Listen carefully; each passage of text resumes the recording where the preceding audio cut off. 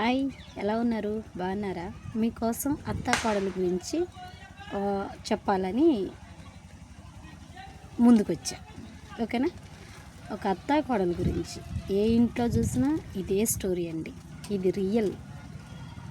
అత్త ఏం చేస్తుందంటే కోడల్ని ప్రేమించినట్టుగానే ఉంటుంది. కొడుకు ఎంత మంచోడైనా, మంచోడు కాకపోయినా కొడుక్కెళ్ళే సపోర్ట్ చేసింది. ఎందుకో తెలుసా? తల్లి కాబట్టి. మరి కోడలు కాలేదు కదా, కూతురు కాలేదు కదా, ఎప్పటికీ కూతురు కాలేదు. అలానే కోడల్ని తప్పు పడతానే ఉండిద్ది.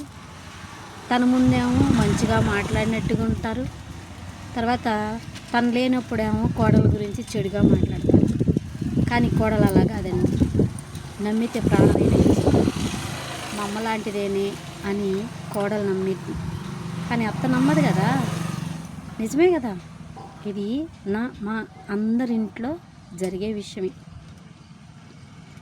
కోడలు అత్తని తల్లిలాగా చూసుకునేది. ఎప్పటికీ కోడల్ని కూతురులాగా ఏ అత్త చూసుకోదు. ఇది పక్కా, నేను గ్యారెంటీ ఇస్తున్నా.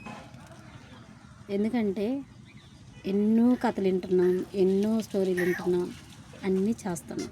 కానీ ఏ ఒక్కటి కూడా అత్త కోడల్ని కూతురులాగా చూసుకున్నట్టు ఎక్కడా కూడా లేదు. ఇది నిజం.